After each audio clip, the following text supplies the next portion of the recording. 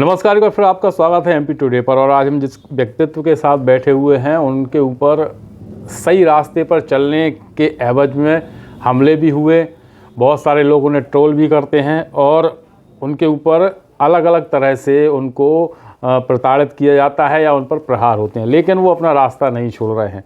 मैं बात कर रहा हूँ लोकेंद्र नेताजी की। नेताजी, आपका बहुत बहुत स्वागत है एमपी टुडे पर। और पहला जो सवाल आपसे है कि आपके ऊपर हमला होता है जी, और हमले का कारण वो ये है कि आप धर्म के प्रति, सनातन धर्म के प्रति ज़्यादा समर्पित हैं और आपके ही लोग उसको पसंद नहीं करते हैं। तो इसके बाद जब हमला होता है उसके बाद आप अपनी लाइफ में क्या चेंजेस देखते हैं और किस तरह से इन चीज़ों को लेते हैं? देखिए, मैं हमले के बाद ये चेंजिंग देखता हूँ कि पहले मैं निश्चिंत था, निडर था, मुझे किसी भी प्रकार का डर नहीं था और सत्य के रास्ते पर था, क्योंकि धर्म है तो सत्य है और सत्य है तो धर्म है। ये हमें पूर्वजों ने सिखाया है, हमारे धार्मिक ग्रंथों ने सिखाया है और हमारे महापुरुषों ने सिखाया है। चाहे वो महापुरुष कोई भी रहे हो, चाहे आज हमारे नेतृत्व कर रही, पूरा समाज का नेतृत्व कर रही माननीय बहन जी हो या मानवर साहब कांसीराम हो या बाबा साहब अम्बेडकर हो, सबने रास्ता सत्य का दिखाया है। जहाँ गलत हुआ है, गलत को गलत और सही को सही रास्ता महापुरुषों ने दिखाया। तो मैं उन्हीं के रास्ते पर चलने का प्रयास कर रहा हूँ कि जिसमें सबका सुरक्षा हो, रास्ता न्याय का हो और सत्य का हो, जहाँ अधर्म ना हो। अधर्म किसको कहा गया? गलत को, जो गलत करते हैं। जैसे अभी मैंने जहाँ तक धर्म को समझा है, पढ़ा है, बचपन से लेकर आज तक, अब आज स्थिति जो परिस्थिति बनी आपने देखी है धर्म की। रावण तो ब्राह्मण जाति से था और लेकिन रास्ता भटक गया था। तो रास्ता भटकने के बाद भी ब्राह्मण ही रावण को गलत कहते, सही सही होता है। तो उसी रास्ते पर चलने का प्रयास कर रहा हूं और वही कहता था। अब क्या हुआ कि मुझे ये लगता है, मैं आपको बता दूं कम शब्दों में, जो व्यक्ति इस प्रकार का कृत्य कर रहा है, चाहे हमला हो या समाज को भड़का रहे हो या उल्टी सीधी भाषा शैली कर रहा है। जैसे मैं पहले उल्टी सीधी भाषा नहीं बोलता था, लेकिन मैंने कल परसों के भी उन लोगों के वीडियो देखे, चाहे वो पूर्व मुख्यमंत्री के लड़के हों, उनके खिलाफ अभद्र भाषा, चाहे हमारे संत गुरु हों। संत गुरुओं को तो सब मानते हैं, हमें भी पार्टी में सिखाया गया था जब पार्टी में थे, हम आज तो बाहर हैं, कि आपको संत गुरुओं महापुरुषों के रास्ते पर चलना है। अब ये हमें सिखाया गया और हम चल रहे हैं संत गुरुओं महापुरुषों के रास्ते पर। अब जो लोग जैसे भड़का रहे हैं समाज को, मैं उनको निरंतर सुनता हूं, जो समाज को भड़का रहे हैं जातियों में, वो ऐसा कर देंगे, वैसा कर देंगे। कल ही का मैंने वीडियो सुना उन लोगों का जिन लोगों ने मुझ पर हमला कराया कि क्या यादव जो है भैंस चरा लेगा, गुर्जर खेती कर लेगा, कुशवा सब्जी उगा लेगा, जाटव जूते बना लेगा। तो बाबा साहब तो एक अच्छा रास्ता दिखाना चाहते थे, आप पुनः वही रास्ते पर ले जाना चाहते हैं। तो ऐसी जो मेरी लड़ाई है, न्याय की लड़ाई है, सत्य की लड़ाई है, धर्म की लड़ाई है। धर्म ही सत्य है, धर्म ही न्याय है। जो गलत करेगा वो विधर्मी होगा, जो सही करेगा वो धार्मिक होगा। जाति से तो कोई मान होता नहीं। एक अलग सवाल करते हैं आपसे जी। आपकी उम्र कितनी है? मेरे 28 वर्ष का हो चुका। 28 वर्ष के हो चुके हैं और आप शायद ग्रामीण परिवेश से आते हैं ना? जी बिल्कुल, ग्रामीण परिवेश से, गरीब परिवार से। हाँ, जो कहानी चलती है शोषण की, पानी नहीं पीने दिया या फिर इस तरह की जो कहानी चलाकर और ब्रेन वॉश किया जाता है भोले भाले लोगों का, मैं उनको भोला भाला कहूँगा, क्योंकि वो पढ़ाई लिखाई उतनी नहीं उस तरह से नहीं करते हैं जिस तरह से करनी चाहिए। जी जी जी। तो ये कहानियाँ कितनी सही हैं? देखिए, आपके दृष्टिकोण, मतलब आपकी लाइफ में मैंने जहां तक देखा है, मैं 28 वर्ष का हो चुका हूं। सार्वजनिक स्थल पर ब्रेन वॉश कर दिया जाता है कुछ लोगों के लिए। ब्रेन वॉश हर तरीके से किया जाता है। जैसे किसी को ब्रेन वॉश कर दिया कि आप उनको पानी नहीं पीने देना। जैसे अब मैं अपने स्थान इधर की बता दूं, अब हमारे इधर तो जो है, जैसे जो धर्म के रक्षक कहें या भागवत आचार्य कहें, जो भी कहें, या ब्राह्मण समाज के लोग, मेरे गांव में तो नहीं है। अब मेरे लिए तो जैसे कहीं कोई देवी देवताओं पर रोका गया तो पिछड़े वर्ग के लोगों को रोका गया, फिर मैं उसमें क्या कहूँगा इसमें? हाँ नहीं, ब्राह्मणों को छोड़ दें और हाँ, भी हैं। हाँ, तो और भी रोके तो ब्रेन वॉश हो जाते नहीं कि ये ब्रेन चल गया। वो भी पढ़े लिखे नहीं है, इधर भी पढ़े लिखे नहीं है। जैसे पढ़े लिखे व्यक्ति होता है तो वो समझ जाता है, जैसे आप और हम पढ़े लिख गए तो फिर हम अपना अच्छा रास्ता चुनते हैं, धर्म का और न्याय का रास्ता चुनते हैं। लेकिन अब जैसे कुछ ग्रंथ जोड़ दिए जाते ब्रेन वॉश के लिए। उस समय गुरु रविदास जी थे, अब यदि ऐसा होता तो फिर गुरु रविदास जी महान कैसे बनते, ये भी तो मेरे मन में ये सवाल होता है। लेकिन कुछ समय राज्य जिसको करना है, जैसे रविदास जी मीराबाई के गुरु थे। हाँ, मीराबाई के गुरु थे, मुझे पता है। तो मैं वही कह रहा हूँ कि मीराबाई जो है महाराणा राणा के परिवार से आती थी और राणा के गुरु रविदास जी थे। राणा सांगा की पुत्र वधू थी। हाँ, पुत्र, वही मैं कह रहा हूँ कि उनके परिवार से आती थी और उनके गुरु रविदास जी थे। तो ऐसा नहीं, लेकिन जैसे राज्य करने की वो परंपरा है, जैसे हमने पढ़ा है कि फूट डालो शासन करो, तो वो चल रहा है। वही जैसे आज का संविधान है, संविधान में 150 से अधिक संशोधन हो चुके हैं। और इसके पहले हमारा जो विधान था, अब लोग बाग ब्रेन वॉश करते, ट्रेंड करते कि कौन सा मनु विधान, तो उसमें भी कितने संशोधन हुए होंगे, इस पर भी हमें कल्पना करना चाहिए। जैसे मूलतः जिसमें ये लिखा हो कि यत्र नार्यस्तु पूजन्ते तंत्र रमन्ते देवता, इतनी अच्छी बात जिसमें लिखी हो, फिर कुछ संशोधन के बाद यदि नारी का शोषण लिखा हो तो कहीं ना कहीं किसी विधर्मी ने किया होगा नहीं। जैसे शूद्र है वो अज्ञानी है, अज्ञानी को कहा गया। अब ज्ञानी उसमें तो ये रहा, ब्राह्मणस्य तपोतपः ज्ञानम, क्षत्रस्य तपोतपः रक्षणम, वैश्यस्तु तपोतपः वार्ता, शूद्रस्य तपोतपः सेवनम, ये लिखा है। क्यों? इसमें परिवर्तन लिखा नहीं। जैसे ब्राह्मण कौन है? जो ज्ञानी है। वो ज्ञान जिसको, जैसे कानून का ज्ञान हो, आपको कानून का ज्ञान, मुझे हो, और कानून के ज्ञान होने के बाद भी गलती कर रहा है तो उसमें 8 गुना दंड लिखा है। ये मैंने भी पढ़ा है, जो मैं इस लोग आपको बता रहा हूं, ये मैंने पढ़ा। क्यों लिखा है भाई? जैसे मैं हूं अभी। अच्छा, ये सब पढ़ने के बाद आपका मन बदल गया? नहीं, मैं हमेशा से मन बदलना क्या, हमारा जन्म ही धर्म में हुआ है। जैसे हमने बाबा साहब को पढ़ा, बाबा साहब ने क्या कहा? शिक्षित बनो, संघर्ष करो और संगठित रहो। मतलब जो गलत लोग हैं उनके खिलाफ तो संघर्ष करना पड़ेगा, अन्याय के खिलाफ तो संघर्ष करना पड़ेगा। और बाबा साहब ने, ये बताइए, उस समय उस्मान अली कितना बड़ा बादशाह था, 1000 करोड़ रुपया बाबा साहब को दे रहा था, आप इस्लाम बन जाइए। बाबा साहब ने उसके बारे में, जो भारत पाकिस्तान डिवाइडेशन, उसमें उसको पढ़ो नहीं, तो बाबा साहब ने इस्लाम स्वीकार क्यों नहीं किया? बुद्ध को ही स्वीकार क्यों किया? क्योंकि बुद्ध सनातनी है, बुद्ध सनातन के प्रतीक हैं, बुद्ध मार्गदर्शक हैं, शांति के प्रतीक हैं। अब उस समय ईसाई लोग क्या करना नहीं चाहते थे? बाबा साहब ईसाई हो जाते थे। बाबा साहब के साथ बड़ा वर्ग था, जो वंचित वर्ग था, जिसका शोषण हुआ होगा शासकों के द्वारा। और शासक किसी भी जाति धर्म का हो, शासक शोषण करने की भी योजना बनाता है। अब जैसे कुछ आज संविधान है, अब हम आपसे ही कह रहे हैं 150 संशोधन हो गए, अपने अनुसार शासकों ने किया। उस समय धार्मिक ग्रंथ शासकों ने क्यों उल्टे सीधे नहीं किए होंगे? तो इसमें जो, लेकिन धार्मिक जो बात है, जो धर्म को मानते, जो सत्य को मानते, वो सत्य की राय पर चलते, जो सत्य को नहीं मानते वो असत्य की राय पर चलते, विधर्मी हो जाते। जैसे आज जातिवाद चला रहे हैं, आज जातिवाद अंत होने को जा रहा है और लोग जातिवाद फैला रहे हैं। जब जातिवाद था तब परम पूज्य बाबा साहब अम्बेडकर को छात्रवृत्ति महाराजा ने दी। और मैंने साहू जी महाराज के बारे में पढ़ा, उस समय विधर्मियों, जिनने जातिवाद फैलाया, तो साहू जी महाराज ने तो एक दुकान खुलवाई, खाना खाया और बाबा साहब को छात्रवृत्ति दी। ये भी हमसे छुपा नहीं है। आरक्षण के जनक तो वो ये क्यों दिया? उनने कहा इनको भी समाज की मुख्य धारा में जोड़ना है। क्योंकि उस समय, जैसे मनुस्मृति के जिक्र कर लूँ, उस समय क्या था, जो अच्छे कर्म करता था वही तो विद्वान था।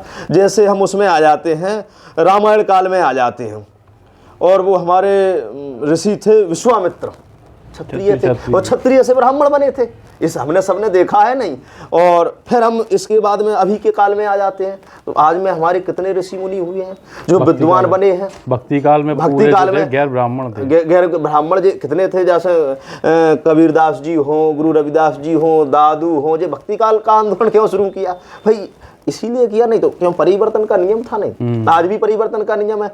कोई, मेरे ख्याल से जहाँ तक मैंने समझा है, शासकों द्वारा ऐसे नियम अपनाए गए जिससे शोषण हो सके, अन्यथा भक्ति का माध्यम और धर्म का माध्यम कभी शोषण नहीं हो सकता मेरी नज़र में।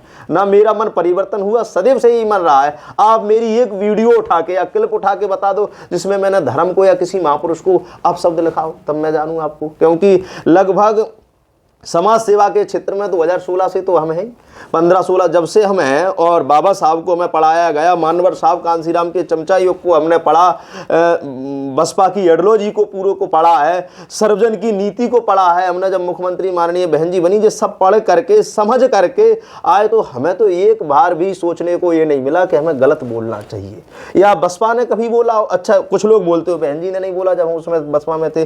कैडर में भी हमें ये नहीं पढ़ाया गया कि इस धर्म पे बोलो, जो कैडर होता कभी नहीं पढ़ाया गया, उसमें ये पढ़ाया गया सबको साथ लेकर के चल रहा है। और बहन जी ने तो नारा भी लगाया तब, जैसे कुछ लोग हैं, मैं आपको बता दूं, दतिया में अपन बैठे भांडर के विधायक हैं फूल सिंह बरैया जी, इनकी क्लिपिंग भी आपको मिलेगी लेकिन बहन जी की नहीं मिलेगी। मानवर साहब कांसी उनने इसमें डिवाइडेशन किया था कि जो जैसे हमको क्या करना, मानवता ले आना है, मुख्य धारा में जोड़ना है, तो उन पर अब जैसे आप और हम बैठे हैं, मेरा तो बहुत लोगों से दोस्ती है, दोस्ती ही नहीं वैसे भी मिलता हूँ, मुझे तो ये नहीं लगता है कि आज जातिवाद है, धीरे धीरे ख़त्म, जो थोड़ा है वो ख़त्म हो जाएगा, करना किसको पड़ेगा, हमारे लिए संस्कार हमारे बेहतर होंगे। अब आप ये बताइए, मैं आपको बता दूं कि जैसे जो धर्म को मानता हो, विद्वान हो, अच्छा हो, संस्कारी हो, अच्छा खान पान हो, और बगल में उल्टा सीधा खान पान बन रहा हो, तो मैं वो किसी भी जाति का हो, कोई जैसे अब मैं शुद्ध भाषा में आपको बता दूं, कोई मुर्गा ना खाता हो, मांस मछली ना खाता हो, और बगल में बन रहा हो,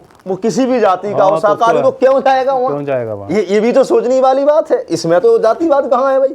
हाँ, आप जब जैसे कोई पूजा पाठ के लिए जाता, जैसे मैं भी पूजा पाठ को जाता, नहा धो करके जाता हूँ, और मुझे तो जैसे हमारा सबसे बड़ा मंदिर पीतम्बरा माई का मंदिर है, यहाँ नहीं लगा।